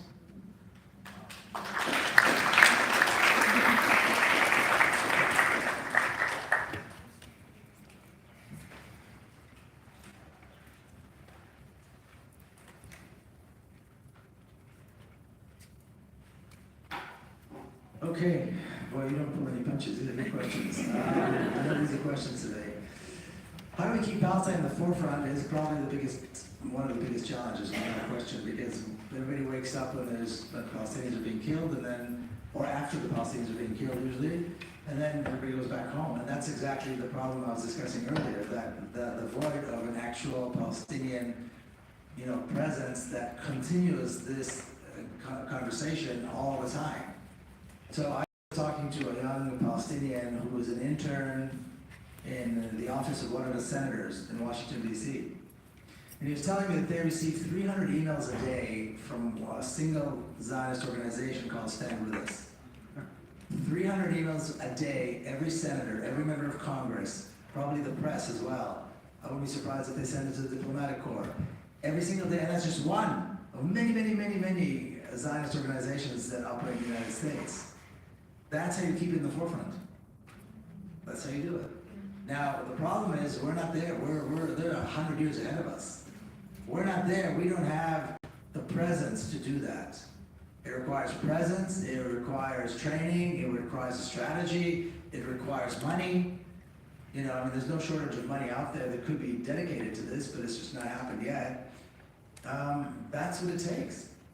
That's precisely why their story is always, always on the forefront.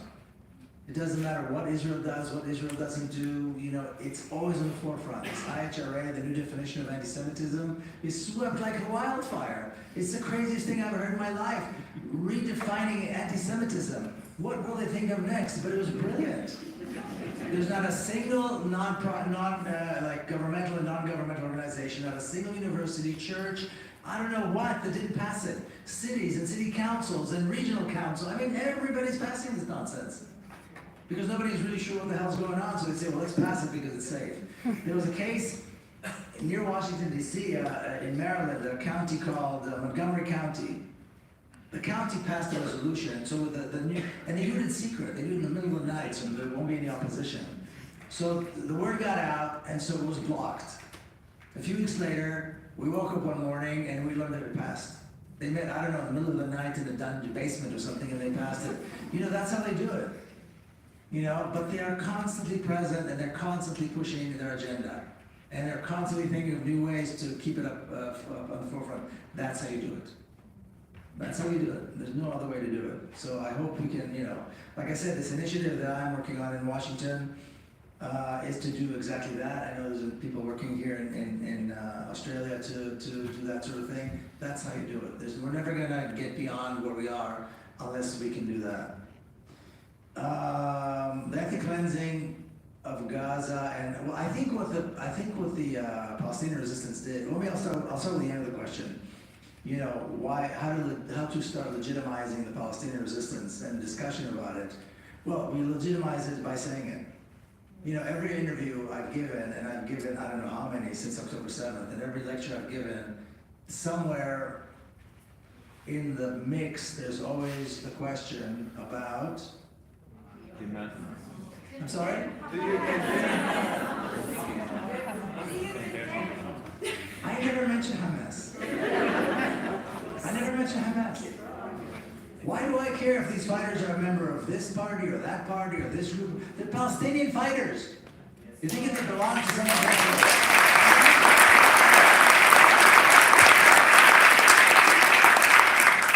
They're not armed groups, they're not all the different names they use. These are Palestinian fighters. That's it. I'm not going to get into that conversation. But you condemn somebody? I condemn the brutal violence by Israel for 75 years, absolutely. You want to condemn? You want to condemn an oppressed people for resisting? Are you out of your mind? Who condemns oppressed people for resisting? What is this nonsense? But we have to take control of the conversation and not let them dictate what we say or don't say. So I think part of the problem is that people are ill-equipped, and it's not because of anybody's fault. I do this every day, all day. Not everybody, does that. And so not everybody's equipped for this. And they have a playbook. So like I said, a few days ago, I was at a campus in the U.S., and I heard this, river to the sea thing. Yesterday I was in Adelaide, I heard the same thing. Boom, like that, in 5 minutes. It's done. The playbook is everywhere, and everybody knows what to ask, what to say, what to condemn, what to not condemn, and on. And we're like, okay, well, how do we say this, and how do we deal with that? And it's legitimate, but we need guidance, and we need an organization, and we need a platform that will help us do that. So, but the way we legitimize talking about it is by talking about it, is by saying it just the way, just the way it is. And it's not easy, and it's not comfortable, and if you're working in the workplace, it's dangerous, and if you're a teacher, you're gonna get threatened, and if you're this and that and the other, there are a lot of risks, and you pay a price. But silence is also a price. Silence is also a price.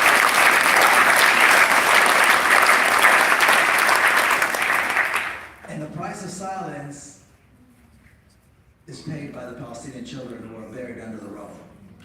That's the price of our silence. And we have to keep that front and center. We have to keep thinking about that. And that's what's going to get us to where we need to be. I think what the Palestinian resistance on October 7th did for it is the normalization talks. Even the Saudi foreign minister immediately said, okay, everything's on hold now, And so they did, I think, a lot more than they ever thought I don't know what they thought, but I don't think they imagined that they would have such an impact. So definitely, but I think it's important to talk about it in a way that shocks the other side. And when I say these things, by the way, about the Palestinian fighters, the other side is like in shock. They're in shock. There's like this silence and confusion, and that's precisely what they need to be. And by the way, if they're also offended by this, then that's extra credit. That's good.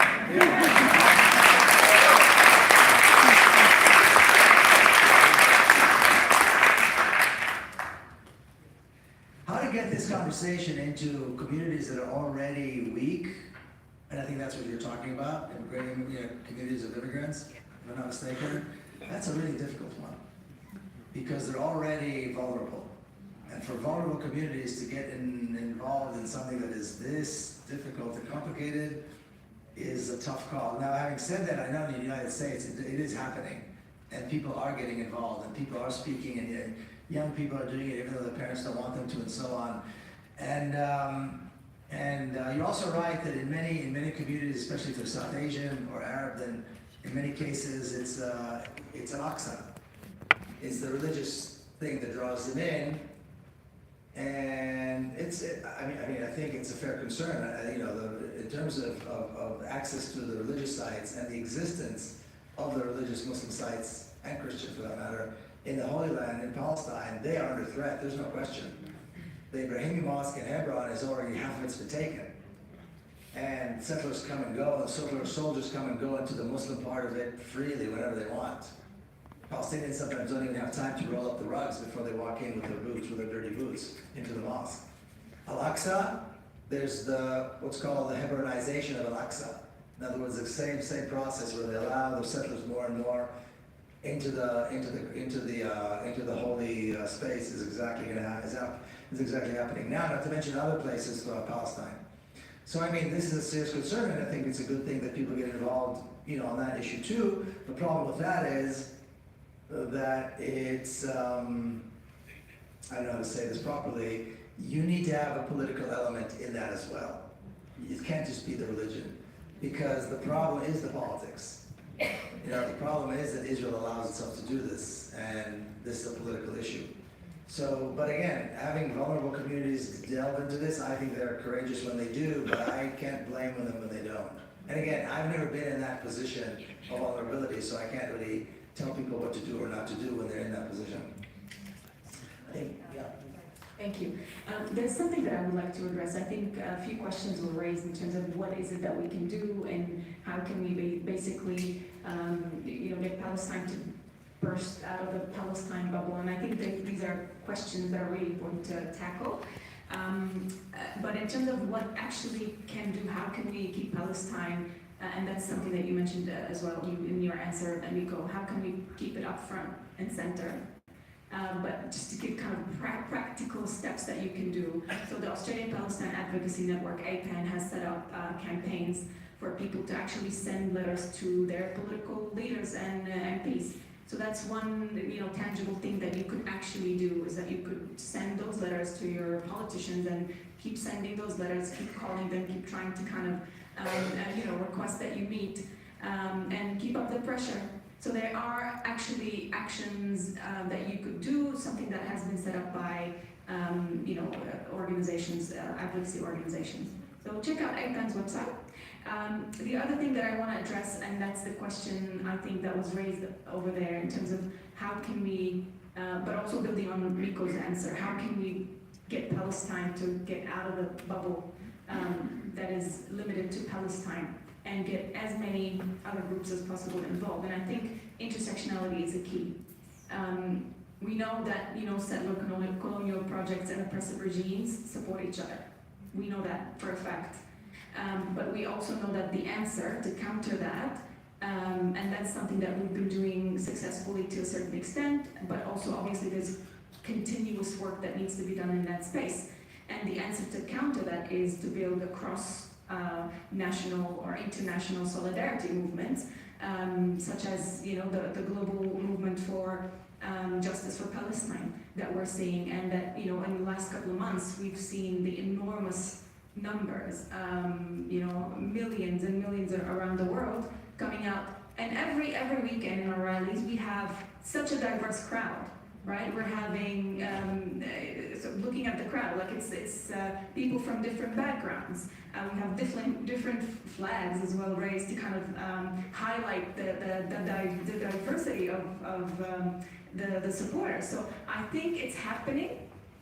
We just need to kind of keep pushing in that direction. It's really important to keep finding those links. And Miko mentioned one of them is the Islamic kind of link to the cause. And clearly that's one important link or intersection, but there's also heaps of other intersections that we can build on, and we should continue to build on and expand those networks. So I hope that's helpful. Yeah.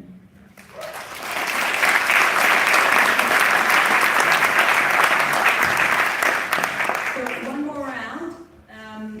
Last 3 questions, and then that's it. Just realizing that we're quite grossly over time. Thank you, Miko. My name is Rami. I'm from Palestine, from Jenin camp. Actually, I have 2 quick questions. The first one is that you have talked about the dismantling of the apartheid regime system, the Israeli apartheid regime system. To what extent do you agree that the Palestinians in Israel should stop participating in the Knesset election? That's my first question. My second is, you may hear about the barbaric attack on Jenin camp right now. About 11 people have been killed until this afternoon. So do you think that Benjamin Netanyahu are trying to turn his focus to West Bank as he's stuck in Gaza? That's my question.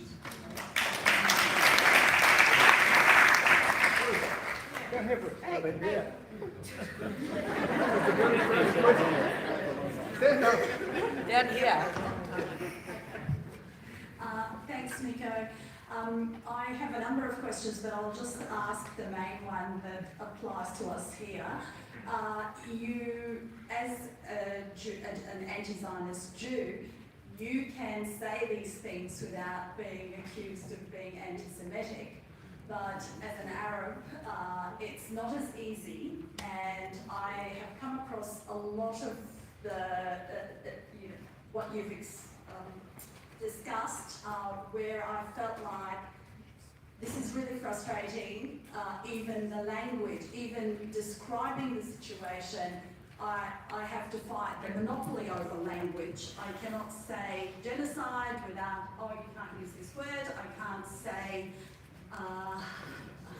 like anything that remotely expresses what's actually happening, we can't use because we might alienate the community, and we're trying to build support from the Jewish community. And so I've recently had to deal with, you can't say that. Let's not use that term. So what would you suggest? Do we confront, or do we water it down to gain support? And I know my feelings. And short of having 12 million home visits, how how do we actually impact the Jewish community in Israel to convert them to anti-Zionist Jews? Because it's not going to work otherwise.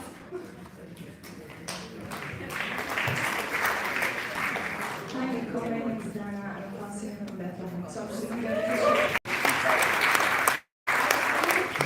about unfolding genocide. We have seen a lot of investigative reports reflecting on the economic motive behind the genocide, to level Gaza down, to create a water canal, to replace the Suez Canal. But do you think that the Zionist ideological motive kind of prevails over the economic motive here, or are they the same, or is it the economic motive that kind of prevails in the genocide? Thank you.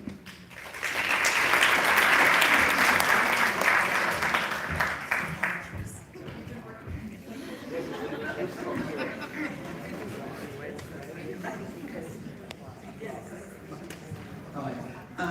I guess my question is basically around October 7 and Israel's reaction. I've been involved in Palestine solidarity stuff for 55 years, and always found it very difficult, obviously, because you come across people like that you work with who supported Tibet, supported South African black struggle, even the American Indians, and you would. One night at work, I was talking to a friend about Palestine, and so this person that supported all those things came in and said, "I won't support Palestinians because they're too violent."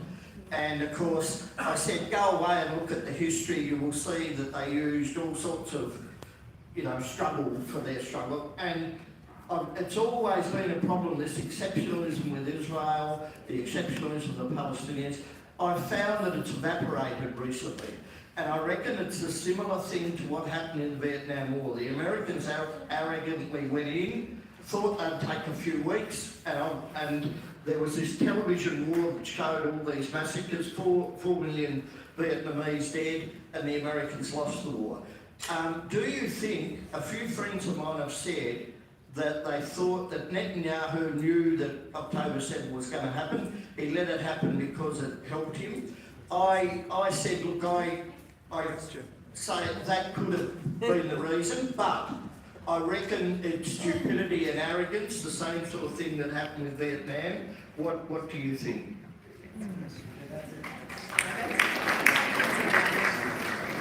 Rami, I'm going to answer your question. I hope you don't mind. I think, first of all, you're from Jenin.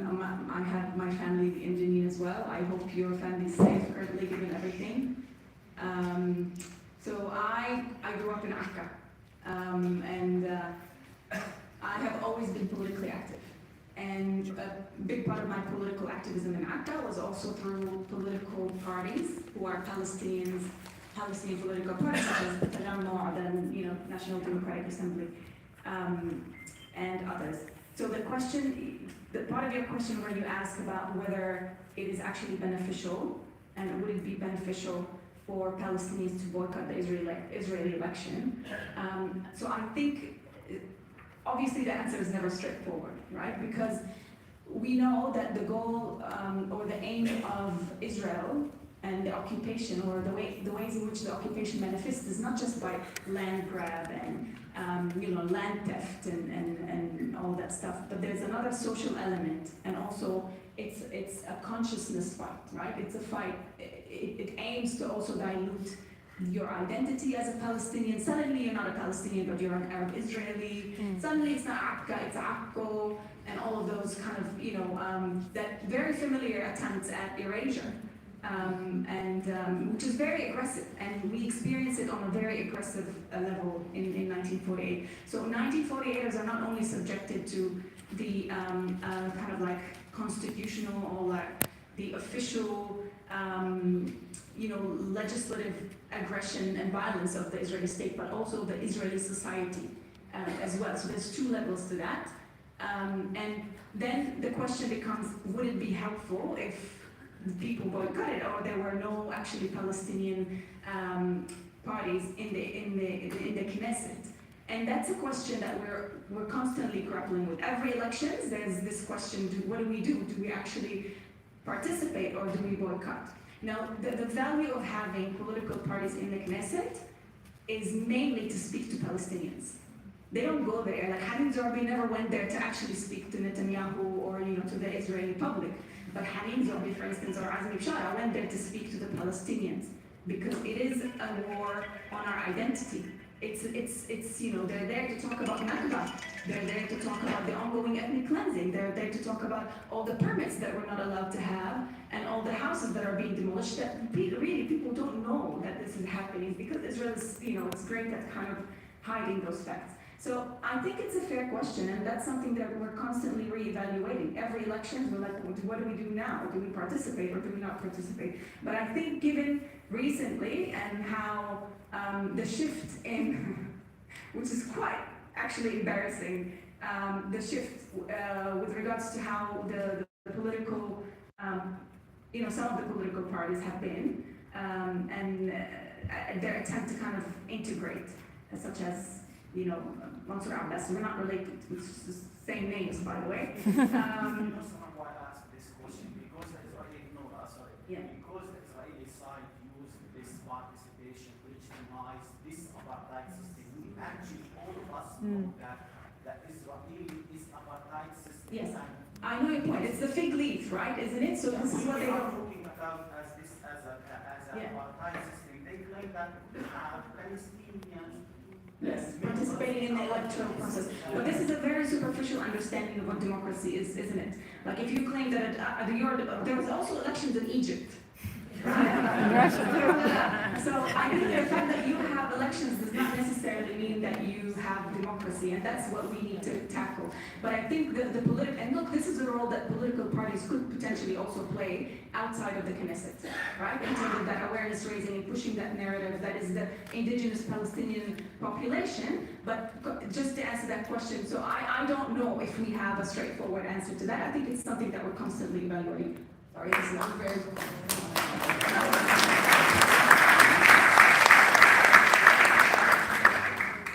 No, I think you're in a much better position to answer that question than I have. Sorry, we covered all the questions. I think now Miko's going to address his. I think you're much better equipped to answer that question than I am. That's for sure.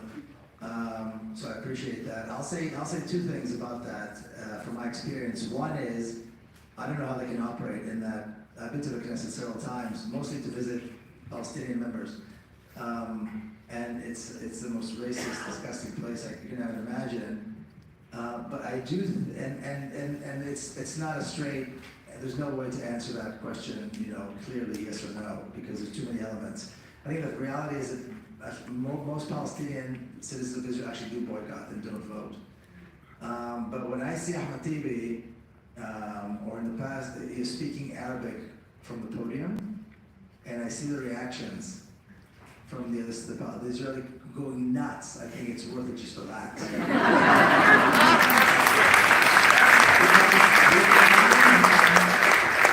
He reminds them, as they should be reminded, even if they're not really listening, he reminds everybody, and this goes on TV and this goes on social media, that this is Palestine. And he stands there with his big Israeli flag and so on. He reminds them, this is Palestine, this is his country, this is his language, and there's nothing they can do to change that. And when Hanin Zahabi was in the Knesset too, she drove him crazy and keep reminding them that. So I think there's value in that, but again, I'm not the one that really has the ability to make that judgment. I think Palestinian citizens of Israel need to make that judgment. As for Jenin, Israel has been scared to death of Jenin for a very long time. Here. All I can say is that we've seen just incredible heroism coming out of Jenin for years now. I have a good friend who's a cartoonist from Jenin. His name is Mohammed Sabane, and he does incredible work, and he's a good friend. And I love his stuff. And some of his cartoons represent that heroism from Jenin better than anybody else I've seen. But the thing is because he's from there. But again, I think Israel has been terrified in attacking Jenin for a very long time. So that's just the reality because Jenin is a hub of great courage. Let's see.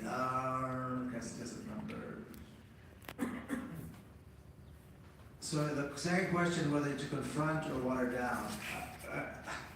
I mean, you've heard my talk, I think, right? So I don't know that, I don't think there's any question about where I stand on this issue. And again, I'm not the one who has to suffer the consequences, like the things that you described. However, it's, you know, like I said, silence is a price. And the price of that silence is paid by, you know, the Palestinian, they're being killed. So it's a very tough choice. But as again, a good brother, friend of mine, Bassem Tamimi, says, you know, we expect to pay a price because we stand and resist. And we expect to pay a price. And we expect that our children will pay a price. And his daughter is Tamimi, she's paid a price, and all of his kids have paid a price as a result of that. So it's a decision that it needs to be made, whether you confront it. And I think it's important to confront it also because how else are they going to know? You know, how else are they going to know that this is racist, that this is wrong? My mother used to say, if you don't tell a fool that they're a fool, they're never going to know. Sometimes it's, you know, you do pay a price, but I mean, we expect to pay a price when we stand up for something important. Yeah. So one of the stories that came out, and even by serious journalists like Seymour Hersh in Washington, D.C. and others, that somehow the Israelis knew about October 7th, but they let it happen. And it caught on. And I'm thinking, once again, it's part of this incredibly stupid, racist perspective that says that if Palestinians were able to do something successfully, Israel had to be pulling the strings. There's no way Palestinians were able to outsmart, outmaneuver, out-strategize, and defeat Israel because they're, you know, intelligent and know how to plan and know how to fight and they're courageous and smart enough to do what that needs to be done. And I think that's part of that. So I reject that idea, and I actually called Seymour Hersh.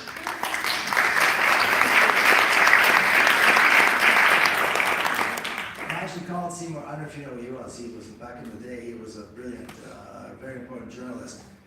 And I called him and said, what are you talking about? He said, no, I have a source. I have an Israeli intelligence officer who's a source. Well, of course, that's what I'm going to say.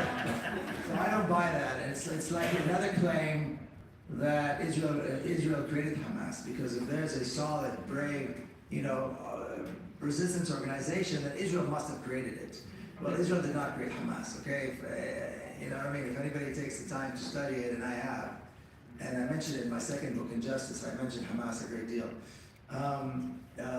then that's also nonsense. But again, this idea, it falls on, you know, a very fertile ground because there's already this, you know, this preconceived idea that Palestinians are incapable. So if they did something and they were successful, Israel must have helped them somehow. So I reject that. I don't believe it's true for 1 second. I think it's nonsense. And like I said, you can probably hear my voice is about to disappear. So I just want to say thank you again for being here. I want to thank my friend Nasser Mashni.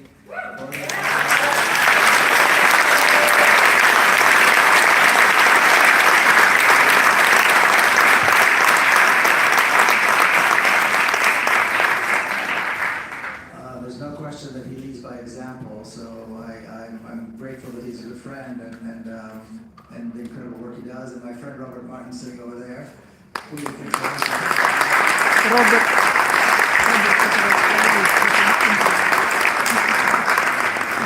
It's very difficult to keep a straight face sitting over there. And everybody else, I mean, I can't be, you know, I can't thank you enough for organizing this and being here and being part of this conversation. And let's keep working to free Palestine. Thank you.